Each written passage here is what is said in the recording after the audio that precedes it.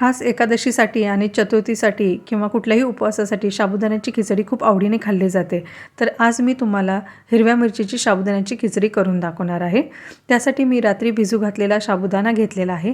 त्यामध्ये 1 चमचा मीठ, 1 चमचा साखर आणि थोडंसं शेंगदाण्याचं कूट टाकलेलं आहे आणि त्याला मिक्स करून घेतलेलं आहे।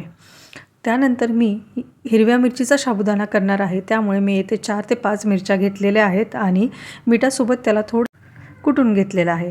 त्यानंतर मी कढई ठेवलेली आहे आणि त्यामध्ये 2 पळी तेल टाकलेलं आहे आणि जे आपण हिरव्या मिरचीचा कुट्टा केला होता तो मी टाकलेला आहे। त्यानंतर मी 1 बटाटा चिरून त्यामध्ये टाकत आहे। चांगले हिरव्या मिरचीमध्ये बटाटे मिक्स करून घेत आहे आणि थोड्या वेळ बटाटे शिजण्यासाठी मी त्याला झाकून ठेवलेला आहे।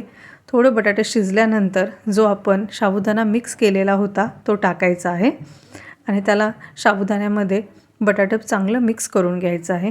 थोडंसं मिक्स करून घेतल्यानंतर त्यावरती तुम्ही ताट झाकूनही ठेवू शकता, जेणेकरून लवकर साबुदाणा शिजेल। आणि जर आवडत असेल तर त्यामध्ये 1 चमचा तूप घाला। तुपाने थोडीशी साबुदाण्याची चव वेगळीच लागते।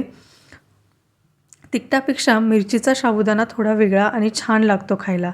तर तुम्ही सुद्धा नक्की एकदा ट्राय करा मिरचीचा साबुदाणा। तर इथे आपला छान असा साबुदाणा सुटसुटीत आणि खूप मस्त असा झालेला आहे। तो तुम्ही दह्यासोबतही खाऊ शकता किंवा नुसता खायचा असेल तर लिंबू पिळूनही खाऊ शकता। तर इथे मी साबुदाणा सर्व करत आहे। तर हा झाला आपला साबुदाणा रेडी।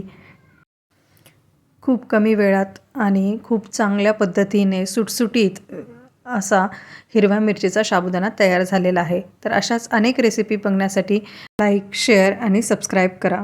धन्यवाद।